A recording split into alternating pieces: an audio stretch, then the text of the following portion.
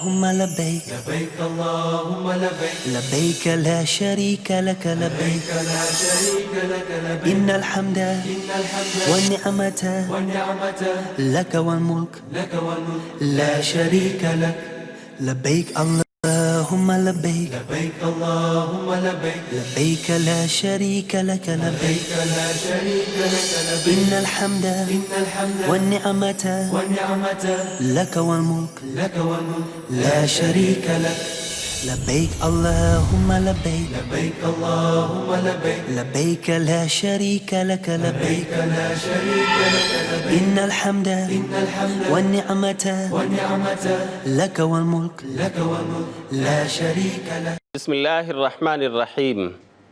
إن الحمد لله نحمده ونستعينه ونستغفره ونؤمن به ونتوكل عليه ونعوذ بالله من شرور أنفسنا ومن سيئات أعمالنا من يهده الله فلا مضل له ومن يضلل فلا هادي له ونشهد أن لا إله إلا الله وحده لا شريك له ونشهد أن محمدا عبده ورسوله أرسله بالحق بشيرا ونذيرا أما بعد قال الله تعالى في القرآن المجيد أعوذ بالله من الشيطان الرجيم بسم الله الرحمن الرحيم وأذن في الناس بالحج يأتوك رجالا وعلى كل ضامر يأتين من كل فج عميق رب اشرح لي صدري ويسر لي أمري واحلل عقدة من لساني يفقه قولي. محترم ناظرین کرام، فضائل حج کی اس نشست میں آج ہم پھر آپ کا استقبال کرتے ہیں۔ السلام علیکم ورحمۃ اللہ وبرکاتہ۔ آج کے اس درس کا موضوع ہے نبی صلی اللہ علیہ وسلم کا حج۔ آپ کافی شدت سے شاید اس عنوان کے اس موضوع کے منتظر تھے کہ آپ جان سکیں نبی صلی اللہ علیہ وسلم کی روداد سفر کیا ہے۔ تو آئیے آج کے اس درس میں آپ کو نبی کا حج، جسے حجۃ الوداع کہا جاتا ہے، اس عظیم الشان تاریخی سفر کی روداد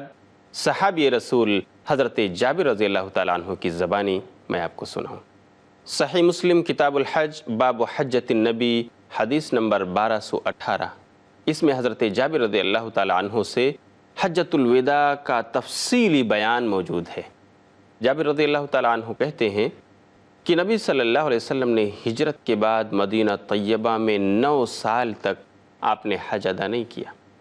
ہجرت کے 10ویں سال آپ نے حج کا ارادہ فرمایا، چنانچہ منادی کرا دی، اعلان کروا دیا کہ لوگوں کو بتا دیا جائے، اور یہ اعلان سننا تھا کہ مسلمانان عرب ہر جانب سے جوق در جوق پہنچنا شروع ہو گئے، کہ ہر ایک کی خواہش تھی کہ اللہ کے رسول کی رفاقت میں اللہ کے رسول کے ساتھ وہ حج بیت اللہ کا شرف حاصل کرے، اور نبی صلی اللہ علیہ وسلم کے اعمال اور آپ کے مناسک کو دیکھ کر اپنے لیے نشان راہ بنائے۔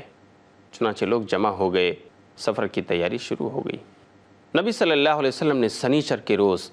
جب ذی قعدہ میں صرف 4 روز باقی رہ گئے تھے، آپ نے کوچ کرنے کا ارادہ فرمایا۔ آپ نے اپنے بالوں میں کنگھی کی، تیل لگایا اور چادر اوڑھی، تہبند پہنا، اپنے جانور کو آپ نے قلادہ پہنایا، اور آپ نے ظہر کی نماز کے بعد کوچ فرما دیا۔ چنانچہ عصر کی نماز سے پہلے پہلے آپ ذوالحلیفہ پہنچ گئے اور آپ نے وہاں پڑاؤ ڈال دیا۔ رات بھر آپ وہیں پر خیمہ زن رہے۔ اسی دوران ایک واقعہ یہ رونما ہوا کہ حضرت اسماء بنت عمیس رضی اللہ تعالی عنہ، جو حضرت ابوبکر صدیق رضی اللہ تعالی عنہ کی بیوی ہیں، ان کے پیٹ سے محمد بن ابوبکر پیدا ہوئے اور وہ حالت نفاس میں ہو گئی۔ اسماء بنت عمیس کو اپنے حج کے تعلق سے بہت فکر لاحق ہو گئی کہ اب تو میں پاکی کی حالت میں ہوں نہیں، پتہ نہیں ہمیں اللہ کے رسول حج کے سفر کی اجازت دیں گے یا نہیں۔ چنانچہ انہوں نے دریافت کرنے کے لیے نبی صلی اللہ علیہ وسلم کے پاس بھیجا، تو اللہ کے رسول نے فرمایا، اغتسلی واستسفری بثوب ثم احرمی، کہ جاؤ انہیں بتا دو کہ وہ غسل کر لیں اور خون بہنے کی جگہ کو کپڑے سے اچھی طرح باندھ لیں، واحرمی، اور پھر احرام پہن لیں۔ چنانچہ حضرت اسماء بنت عمیس رضی اللہ تعالی عنہ نے ایسا ہی کیا۔ محمد بن ابوبکر کی پیدائش کے بعد بھی انہیں اجازت مل گئی کہ وہ رسول صلی اللہ علیہ وسلم کی رفاقت میں حج ادا کر سکتی ہیں۔ کچھ ہو گئیں۔ ذوالحلیفہ پہنچ کر آپ نے وہاں رات بھر قیام کیا، رات بھر خیمہ زن ہوئے۔ صبح ہوئی تو فجر کی نماز پڑھنے کے بعد آپ نے لوگوں کو بتایا کہ رات میرے پروردگار کی طرف سے آنے والے نے آ کر مجھے خبر دیا کہ یہاں پر اس وادی میں نماز پڑھو اور کہو کہ حج میں عمرہ ہے۔ چنانچہ آپ نے صحابہ کرام رضی اللہ عنہم اجمعین کو اس کی خبر دی۔ ذوالحلیفہ کے مقام پر آپ نے وہاں ظہر کی نماز سے پہلے غسل فرمایا۔ غسل کرنے کے بعد حضرت عائشہ رضی اللہ تعالی عنہا نے آپ کے جسم اطہر اور اسی طرح سر مبارک پر خوشبو لگائی، زریرہ نام کی خوشبو جس میں چمک ہوتی ہے، اور اسی طرح مشک کی خوشبو بھی آپ کے جسم اطہر پر لگائی۔ حدیث میں ہے کہ زریرہ کی خوشبو کے آثار آپ کی مانگ اور آپ کے بالوں میں، آپ کی داڑھی میں دکھ رہے تھے، چمک رہے تھے، لیکن آپ نے اسے دھلا نہیں اور آپ نے احرام پہن لیا۔ چنانچہ ظہر کی نماز آپ نے قصر کے ساتھ 2 رکعت ادا فرمائی اور مصلی ہی پر بیٹھے ہوئے آپ نے حج اور عمرہ کی نیت کرتے ہوئے تلبیہ پکارا۔ پھر آپ وہاں سے اٹھ کر اپنی اونٹنی پر آئے، اونٹنی پر سوار ہو کر بھی آپ نے لبیک اللہم لبیک کی صدا بلند کی، اور تھوڑی دیر کے بعد پھر آپ اپنی اونٹنی پر سوار ہو کر کھلے میدان میں تشریف لائے، اور وہاں پہنچ کر بھی آپ نے نیت کے الفاظ کو بآواز بلند ادا کیا اور پکارا، لبیک اللہم لبیک لبیک لا شریک لک لبیک ان الحمد والنعمت لک والملک لا شریک لک۔ اور اس طرح آپ مکہ کی راہ پر چل پڑے۔ چنانچہ آپ نے اپنا یہ سفر جاری رکھا، اور ہفتہ بھر بعد جب آپ مکہ مکرمہ کے قریب پہنچے، جب شام کا وقت ہو چکا تھا، تو آپ نے وہاں مقام ذی طویٰ میں پڑاؤ ڈالا۔ آپ نے وہیں رات گزاری اور صبح فجر کی نماز پڑھ کر غسل فرما کر تازہ دم ہو کر آپ مکہ مکرمہ میں داخل ہوئے۔ مکہ مکرمہ میں پہنچنے کے بعد آپ نے مسجد حرام میں داخل ہو کر خانہ کعبہ کا طواف کیا۔ شروع کے 3 طواف میں آپ نے رمل کیا، یعنی آپ تیز قدم چلتے رہے، اور باقی 4 طوافوں میں آپ نے عام رفتار سے طواف کیا، آپ نہیں دوڑے۔ طواف کرتے ہوئے آپ نے رکن یمانی اور حجر اسود کے بیچ ربنا آتنا فی الدنیا حسنۃ وفی الآخرۃ حسنہ وقنا عذاب النار، یہ دعا آپ پڑھتے رہے، اس کا ورد کرتے رہے۔ طواف کے 7 چکر مکمل کرنے کے بعد آپ مقام ابراہیم کی طرف آئے اور یہ دعا پڑھ رہے تھے، واتخذوا من مقام ابراہیم مصلی۔ مقام ابراہیم کے پیچھے آ کر آپ نے 2 رکعت سنت طواف ادا کی۔ سنت طواف کے پہلی رکعت میں آپ نے قل یا ایھا الکافرون اور دوسری رکعت میں آپ نے قل ھو اللہ احد پڑھی۔ سنت طواف سے فارغ ہو کر آپ زمزم کے کنویں کے پاس تشریف لے گئے۔ آپ نے وہاں زمزم کا پانی پیا اور اس کا کچھ حصہ سر پر بھی ڈالا۔ وہاں سے واپس ہوتے ہوئے آپ نے صفا پہاڑی کا رخ کیا، اور آپ جب صفا پہاڑی کے قریب پہنچے تو آپ نے سورہ بقرہ کی آیت نمبر 158 تلاوت فرمائی، ان الصفا والمروۃ من شعائر اللہ فمن حج البیت او اعتمر فلا جناح علیہ ان یطوف بہما ومن تطوع خیرا فان اللہ شاکر علیم۔ یہ آیت پڑھتے ہوئے آپ صفا پہاڑی پر اتنا چڑھے کہ وہاں سے آپ کو خانہ کعبہ نظر آنے لگا، اور آپ نے 3 مرتبہ یہ دعا پڑھی، اللہ اکبر اللہ اکبر اللہ اکبر لا الہ الا اللہ وحدہ لا شریک لہ لہ الملک ولہ الحمد وہو علی کل شیء قدیر، لا الہ الا اللہ وحدہ انجز وعدہ ونصر عبدہ وہزم الاحزاب وحدہ، جس کا مطلب ہے اللہ بڑا ہے، اللہ بڑا ہے، اللہ سب سے بڑا ہے، لا الہ الا اللہ، اللہ کے سوا کوئی معبود برحق نہیں، وحدہ لا شریک لہ، وہ اکیلا ہے، اس کا کوئی شریک اور ساتھی نہیں، لہ الملک ولہ الحمد، اسی کی بادشاہت ہے سارے جہان میں، ساری کائنات میں، ولہ الحمد، اور اسی کی تعریف ہے، وہی تعریف کا مستحق ہے، وہو علی کل شیء قدیر، اور وہ ہر چیز پر قدرت رکھنے والا ہے، لا الہ الا اللہ، اللہ کے سوا کوئی عبادت کے قابل نہیں، اللہ کے سوا کوئی معبود برحق نہیں، انجز وعدہ، اس نے اپنے وعدے کو پورا کر دکھایا، ونصر عبدہ، اس نے اپنے بندے کی مدد فرمائی، وہزم الاحزاب وحدہ، اور اس نے تمام پارٹیوں کو شکست دے دی۔ یہ ہے اس دعا کا مطلب۔ باتیں اور بھی ہیں، نبی صلی اللہ علیہ وسلم کے اس سفر کی روداد اور بھی ہے، لیکن وقت ہو گیا ہے چھوٹے سے وقفے کا، اس لیے میں ملوں گا پھر تھوڑی دیر کے بعد۔ والسلام علیکم ورحمۃ اللہ۔ لبيك اللهم لبيك لبيك اللهم لبيك۔ محترم ناظرین کرام، اس نشست میں آپ کا پھر سے استقبال ہے۔ السلام علیکم ورحمۃ اللہ وبرکاتہ۔ میں آپ کو بتا رہا تھا کہ نبی صلی اللہ علیہ وسلم زمزم پینے کے بعد صفا پہاڑی کی طرف نکلے، اور آپ جب صفا پہاڑی کے قریب پہنچے تو آپ نے سورہ بقرہ کی آیت نمبر 158 تلاوت فرمائی۔ پھر آپ نے قبلہ رخ ہو کر وہاں پر وہ دعا پڑھی جسے میں نے آپ کے سامنے پڑھا اور اس کا ترجمہ بھی آپ کو سنایا۔ یہ دعا آپ نے 3 بار پڑھی اور آپ صفا پہاڑی سے اتر کر اب مروہ کی طرف چلے۔ صفا اور مروہ کے بیچ جب آپ اس وادی میں پہنچے جہاں پر دوڑنا ہوتا ہے، جہاں ہر ایک قسم کے ستون لگا دیے گئے ہیں، ہری لائٹ جلا دی جاتی ہے، تو آپ اس ایریا اور اس علاقے کے درمیان تیز قدم چلے، اور اس کے بعد جب آپ نے وادی کراس کیا تو وادی سے نکلنے کے بعد آپ عام رفتار اور عام چال چلتے ہوئے مروہ پر پہنچے۔ مروہ پر پہنچ کر آپ نے وہی کچھ کام انجام دیے جو آپ نے صفا پہاڑی پر کیا تھا، کہ آپ قبلہ رخ متوجہ ہو کر کھڑے ہو گئے اور آپ نے وہ دعا پڑھی جو پہلے آپ نے صفا پر پڑھا تھا، اور دعائیں کرنے کے بعد پھر آپ مروہ سے صفا کی طرف روانہ ہو گئے۔ اس طرح آپ نے صفا اور مروہ کے درمیان 7 چکر پورے کیے، لیکن صفا اور مروہ کے درمیان سعی مکمل کرنے کے بعد آپ حلال نہیں ہوئے۔ آپ نے اپنا احرام نہیں کھولا۔ اس کی وجہ یہ تھی کہ آپ نے حج قران کی نیت کی تھی۔ حج اور عمرہ دونوں کا ایک ساتھ آپ نے احرام پہنا تھا، اور آپ قربانی کا جانور بھی ساتھ لے کر آئے تھے، اور حج قران کرنے والا وہ اپنے احرام کو عمرے کے بعد نہیں کھول سکتا ہے۔ البتہ آپ نے ان صحابہ کرام کو جو اپنے ساتھ قربانی کا جانور نہیں لے کر آئے تھے، انہیں آپ نے حکم دیا کہ وہ حلال ہو جائیں، جیسا کہ صحیح مسلم کتاب الحج حدیث نمبر 1216 میں ہے۔ حضرت جابر رضی اللہ تعالیٰ عنہ کہتے ہیں، اللہ کے رسول نے فرمایا کہ لوگو، تم خانہ کعبہ کا طواف کر کے اور صفا و مروہ کی سعی کر کے حلال ہو جاؤ، بالوں کو کٹا لو اور حلال ہو کر کے یہاں پر مقیم رہو، اور جب یوم الترویہ آ جائے، یعنی 8واں ذی الحجہ آ جائے حج کی تاریخ، تو تم پھر سے حج کا احرام پہن کر تلبیہ پکارتے ہوئے منی نکلو۔ لیکن چونکہ اللہ کے رسول صلی اللہ علیہ وسلم خود حلال نہیں ہوئے تھے، اس لیے صحابہ کرام کے لیے یہ چیز بہت گراں تھی کہ وہ حلال ہو جائیں، وہ اپنا احرام کھول دیں۔ چنانچہ صحابہ کرام کا مجمع، صحابہ کرام کا گروپ تردد اور تذبذب کا شکار تھا، اور اسی تردد اور تذبذب کے عالم میں ایک صحابی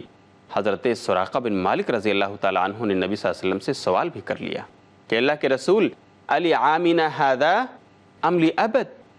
کہ آپ جو یہ حکم دے رہے ہیں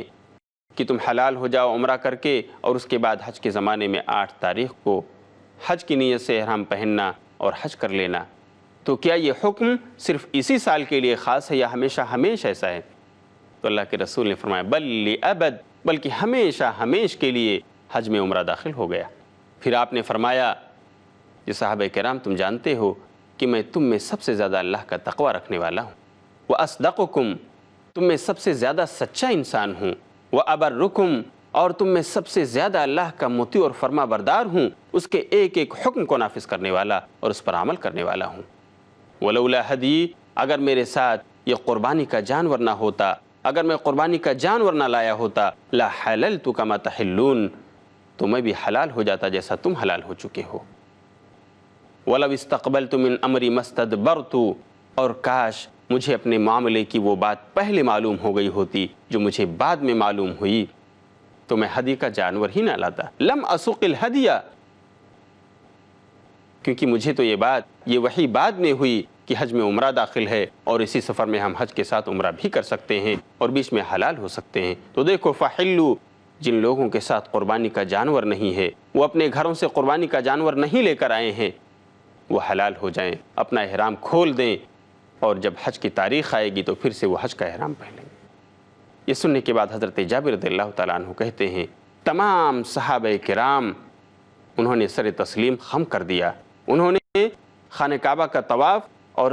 صفا اور مروہ کی سعی کرنے کے بعد اپنے آپ کو حلال کر لیا، بال کٹوا لیے، چھوٹے کرا لیے اور اس طرح اپنے کپڑوں میں ملبوس ہو گئے۔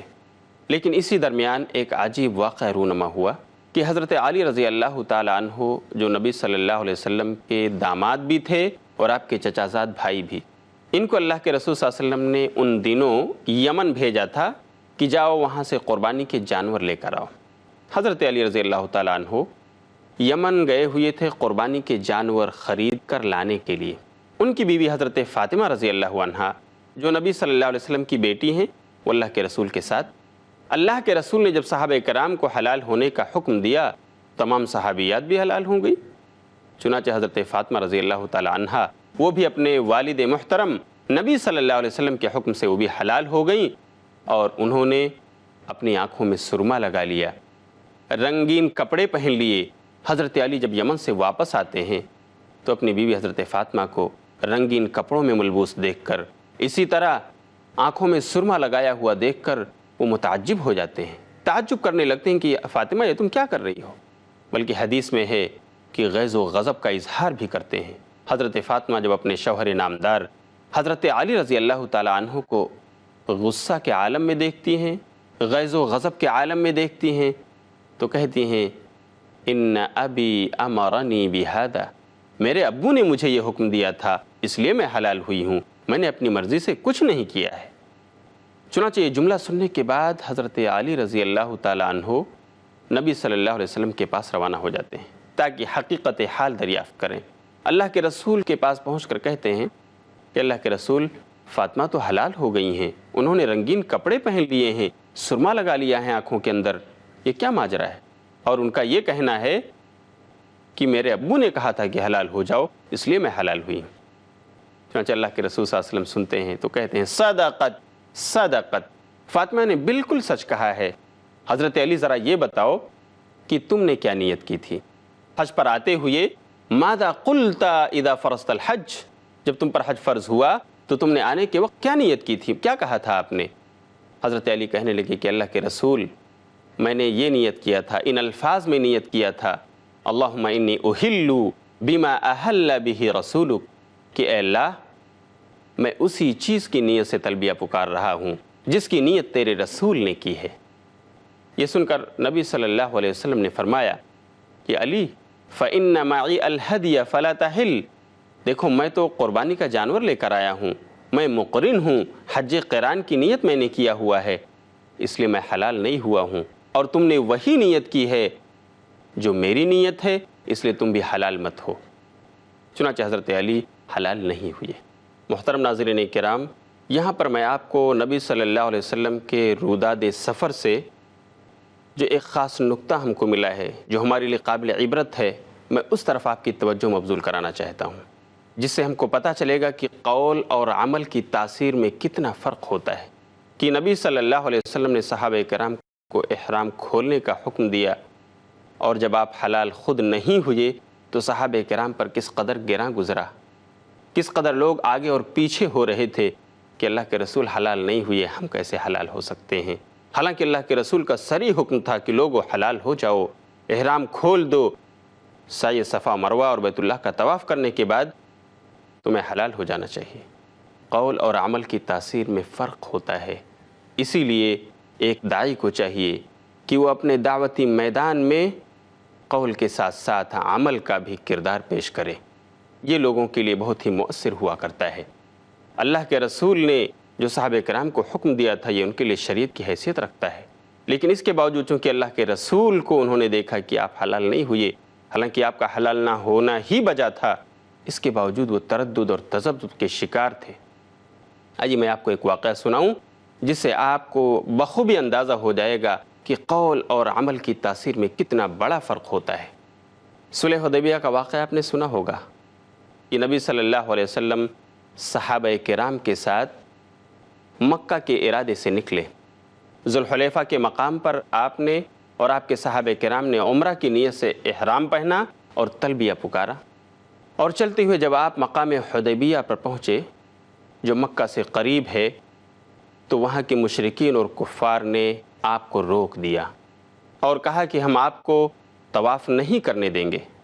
چنانچہ ہوا یہ کہ وہاں پر فریقین میں مذاکرات ہوئے، نبی صلی اللہ علیہ وسلم اور کفار و مشرکین کے درمیان باتیں ہوئیں، صلح و مصالحت کے مذاکرات قائم ہوئے،